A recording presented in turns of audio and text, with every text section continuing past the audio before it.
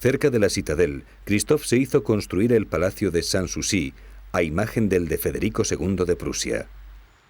En 1820, al pie de sus escaleras cerca de la iglesia, el excéntrico rey terminó con su vida disparándose una bala de oro con su revólver de plata.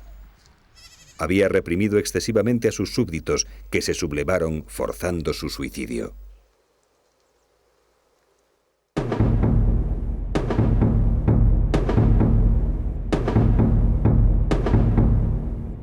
Un sencillo monumento le une a los otros padres de la patria en lo alto de una loma cerca de Cabo Haitiano. En este tiempo de lucha, pese a las autoridades coloniales y a la represión de la Iglesia, el fenómeno vudú había nacido. Las divinidades africanas que viajaron en las mentes de los esclavos se habían conjugado con la doctrina católica de los colonos.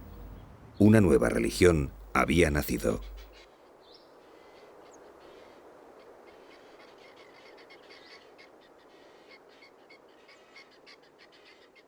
Con las banderas que representan las diferentes tribus de los antepasados, los lacus, o monasterios vudú, se encuentran diseminados por todo el país.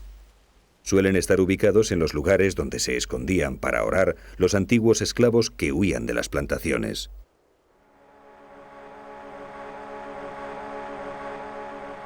El vudú es una religión íntimamente ligada a la naturaleza.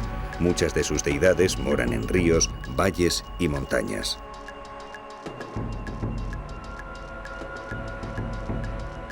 Hay muchos escenarios naturales que son verdaderos santuarios. Los devotos se retiran a estos lugares para meditar y encontrarse con sus lua o espíritus familiares y con las principales fuerzas del universo. Observatorios espirituales que facilitan la comunicación con el más allá.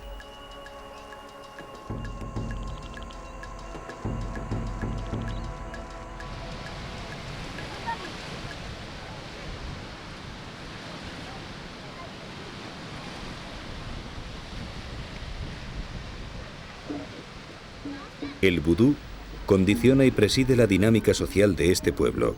Siempre está presente en este mundo donde todo lo que sucede, sea bueno o malo, es atribuido a la acción directa de los espíritus.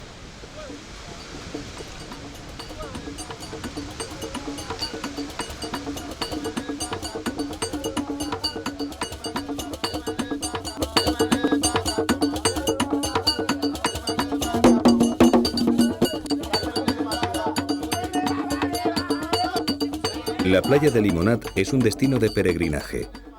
Hasta aquí llegan practicantes desde los lugares más alejados del país para realizar ceremonias de Guiné y suplicar el favor de Ersulí, la Madre Tierra, la diosa del amor, que se identifica en el sincretismo con la Virgen María.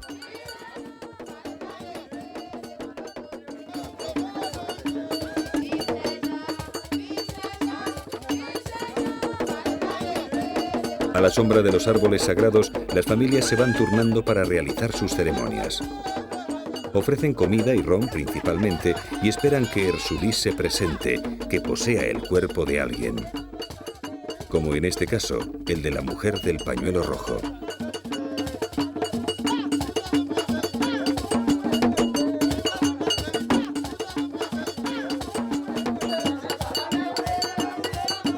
Ersulí es coqueta y practica la seducción sin distinciones de sexo. Lo mismo puede entrar en el cuerpo de un hombre que en el de una mujer, pero todos la reconocerán enseguida por sus movimientos provocativos.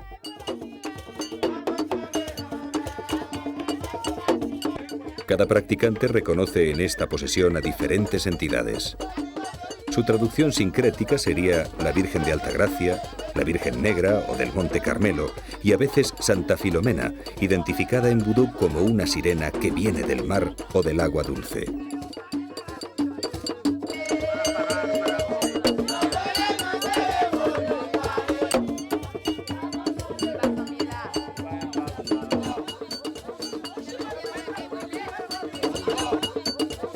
Otros participantes sufren también severos trances.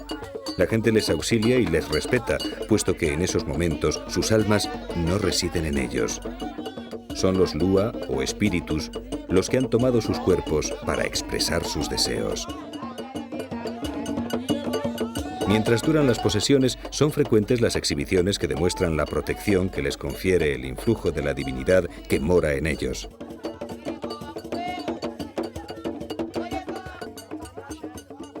Cada lúa tiene unos colores diferentes.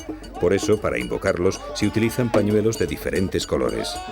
El polvo de caolín blanco también sirve para atraer a determinadas deidades y para identificarlas.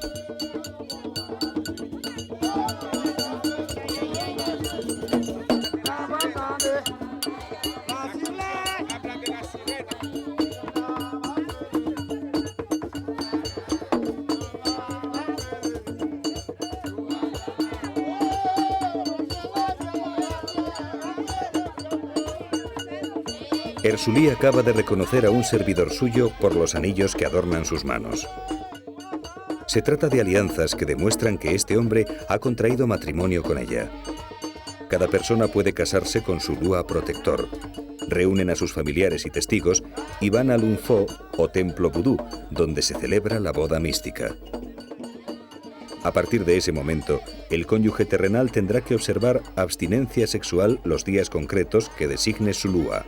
Por ejemplo, Ersulí prescribe los martes y jueves. En estos días se podrá presentar a sus siervos en sueños.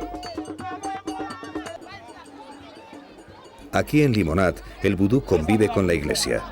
Los devotos alternan sus prácticas sin ningún inconveniente. Desde antaño, cuando los colonos prohibían sus cultos religiosos africanos, los esclavos se veían obligados a adorar a sus dioses arrodillados frente a la iconografía católica. Así surgió el sincretismo, donde la mayoría de los lúa en vudú tienen correspondencia con divinidades y santos cristianos.